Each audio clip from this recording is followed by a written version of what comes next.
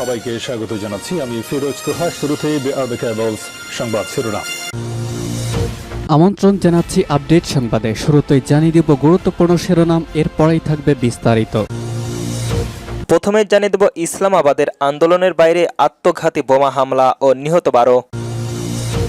আরও জানিয়ে দেব ঐক্যমতের বাইরে কিছু চাপিয়ে দিলে সব দায় সরকারের নিতে হবে, বলল মির্জা ফখরুল। এবারের এই নির্বাচন তত্ত্বাবধায়ক সরকারের অধীনে হবে না, বলল জসকোট। সর্বশেষ জানিয়ে দেব জুলাই সনদের আইনি ভিত্তি ছাড়া কোনো নির্বাচন নয়, বলল শফিকুল রহমান। এতক্ষণ শুনছিলেন গুরুত্বপূর্ণ সংবাদ শিরোনাম, এখন জানিয়ে দিব বিস্তারিত।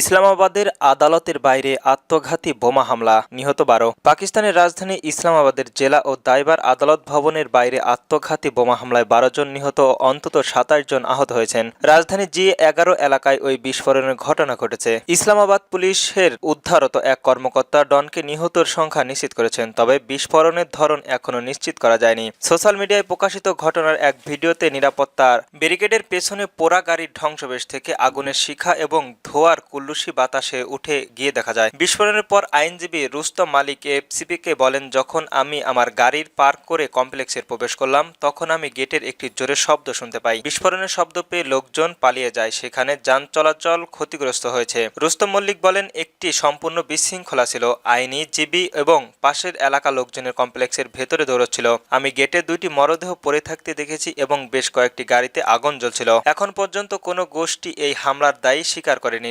নিরাপত্তা বাহিনীর এলাকায় ঘিরে রেখেছে এবং তদন্ত প্রকাশ করেছে। ঐক্যমতের বাইরে কিছু চাপিয়ে দিলে সব দায়ভার সরকারকে নিতে হবে, বলল ফখরুল। বিএনপির মহাসচিব মির্জা ফখরুল ইসলাম আলমগীর সরকারকে হুঁশিয়ারি দিয়ে বলেছেন, 9 মাস ধরে সব দলের সঙ্গে আলোচনা করে যে বিষয়ে ঐক্যমত রয়েছে তার বাইরে কোনো কিছু গিয়ে গায়ের জোরে এদেশের মানুষের উপর চাপিয়ে দেওয়া হলে তার সব দায়িত্ব সরকারের নিতে হবে। তিনি আনুপাতিক প্রতিনিধিত্ব পিআর পদ্ধতির তীব্র সমালোচনা করে বলেন, এটি সাধারণ মানুষ বোঝে না এবং বিএনপিও একটা গ্রহণ করবে না। তার মতে পিআর হলো বিভ্রান্ত করা এবং ভোটের পেছানো। মঙ্গলবার 11 নভেম্বর ঠাকুরগাঁওয়ের সদর উপজেলার বগুড়া ইউনিটের কিসমত কিশোর বাড়ির উচ্চ বিদ্যালয়ের মাঠের বগুড়া ইউনিয়নবাসীর সঙ্গে মতবিনিময় সভায় প্রধান অতিথির বক্তব্যে তিনি একথা বলেন। বিএনপির মহাসচিব বলেন, জোর করে হামকা পিআর চাপিয়ে দিতে চাইছে, পিআর বোঝে না, আমরা এটা চিনি বা জানি না, দীর্ঘকাল ধরে শত শত বছর ধরে ভোট দিয়ে আসছি। মোর ক্যান্ডিডেট দাঁড়াবে, তাকে তার মার্কা দেখে ভোট দেব, এটাই তো হয়ে আসছে। তিনি জামায়াতের ইসলামের নাম উল্লেখ করে বলেন, আর পিআর আইন করতে চাইছে। তিনি আরো মনে করে বলেন, এগুলো হচ্ছে শুধু বিভ্রান্ত করা, ভোট পেছানোর মতলব। নির্বাচন পেছানোর কোনো সুযোগ নেই। উল্লেখ করে মির্জা ফখরুল বলেন, এবার যদি নির্বাচনটা পিছিয়ে যায় তাহলে এদেশের একটা ব্যর্থ রাষ্ট্রে পরিণত হবে। বিএনপি কেবলমাত্র ঐক্যমত হওয়ার বিষয়গুলোর পক্ষেই থাকবে বলে জানান তিনি। শেখ হাসিনাকে উদ্দেশ্য করে মির্জা ফখরুল বলেন, তিনি ভারতে গিয়ে হরতাল ঘোষণা করেছেন এবং গাড়ি পোড়াচ্ছেন। কালকে কিন্তু গাড়ি পুড়েছে। দিল্লিতে বসে দেশের সর্বনাশ আর করেন না। এত সাহস থাকলে, জনগণের প্রতি ভালোবাসা থাকলে পালিয়ে আসছেন কেন? আসেন না দেশে। আমরাও জেল খেটেছি দীর্ঘদিন, আপনারাও কিছুদিন খাটেন। মির্জা ফখরুল আরো বলেন, গণভবনের কাছে জনগণ পৌঁছলে সামরিক বাহিনীর টেলিফোনের হাসিনার হেলিকপ্টার করে পালিয়ে যান। পাবলিক আপনাকে ছিঁড়ে খেয়ে ফেলবে, এই অবস্থায় তৈরি হয়েছিল। জামাতকে ইঙ্গিত করে মির্জা ফখরুল বলেন, কিছু দল প্রচার করছে এবং তারাই একমাত্র দেশপ্রেমিক ও সৎ দল এবং তারা বেহেশতের চাবি বিক্রি করছে। বেহেশতের টিকিট আল্লাহ তাআলা ছাড়া আর নবী ছাড়া কেহ দিতে পারবে না। এগুলো যারা করছে এই দুনিয়াতে কিন্তু ইসলামের অপব্যাখ্যা দিচ্ছে। আমরা ধর্মের অপব্যাখ্যা দিয়েছেন। তিনি আরো বলেন, যারা মোনাফিকি করেন তাদের থেকে সাবধান থাকতে হবে, এটি ইসলাম ধর্ম নয়। এই নির্বাচন তত্ত্বাবধায়ক সরকারের অধীনে হবে না। নিরপেক্ষ তত্ত্বাবধায়ক সরকার ব্যবস্থায় ফেরাতে আপিলের উপর আপিল 20 নভেম্বর রায় ঘোষণা করেছে আপিল বিভাগ। সেদিন আপিল বিভাগের রায় তত্ত্বাবধায়ক সরকার ফিরবে বলে আশা করেছেন আইনজীবীরা। তবে তারা বলেছেন, আপিল বিভাগের রায় তত্ত্বাবধায়ক সরকার ব্যবস্থা ফিরলেও ফেব্রুয়ারিতে অনুষ্ঠিত জাতীয় সংসদ নির্বাচন অন্তর্বর্তীকালীন সরকারের অধীনে হবে। চতুর্দশ নির্বাচন তত্ত্বাবধায়ক সরকারের অধীনে হবে বলে তারা আশা করছেন।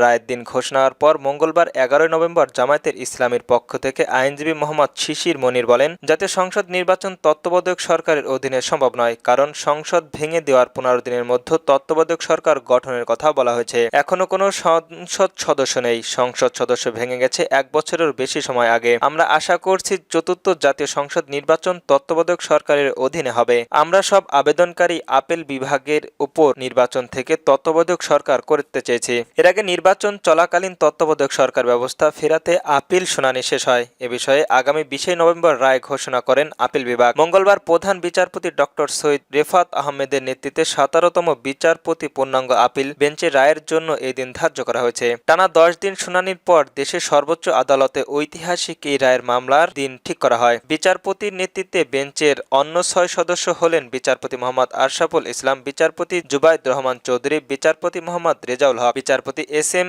ইমদাদুল হক, বিচারপতি এ.কে.এম. আসাদুজ্জামান ও বিচারপতি ফারহান মাহমুদ। জুলাই সনদে আইনি ভিত্তি ছাড়া কোনো নির্বাচন নয় বলল শফিকুল রহমান। জুলাই সনদে আইনি ভিত্তি ছাড়া 2026 সালে কোনো নির্বাচন নয় বলে মন্তব্য করেছেন জামায়াত ইসলামীর আমির ডক্টর শফিকুল রহমান। মঙ্গলবার 11 নভেম্বর দুপুরে রাজধানীর একটি সমাবেশে তিনি একথা বলেন। পূর্ব ঘোষিত কর্মসূচি হিসাবে আগামীকাল মঙ্গলবার রাজধানীর পল্টনে গণসমাবেশে করবে যুগ্মপথ আন্দোলনের অংশ নেওয়া 8টি দল। এই কর্মসূচিতে হাজার হাজার নয় বরং লাখ লাখ মানুষের জামায়াতের হবে বলে আশা বক্তব্য করেছেন জামায়াত ইসলামীর সহকারী সেক্রেটারি জেনারেল হামিদুর রহমান আজাদ। রাজধানীর পল্টনে ইসলামী আন্দোলনের দেশের কার্যালয়ের বৈঠক করে 8 দলের নেতারা। বৈঠক শেষে এক সংবাদ সম্মেলনে এমন ঘোষণা দেন জামায়াতের এই নেতা। হামিদুর রহমান আজাদ বলেন, আগামীকাল হাজার হাজার নয় লাখ লাখ মানুষের জামায়াতের হবে। লোকের লক্ষ্য করানো হবে, এটা আমাদের প্রত্যাশিত।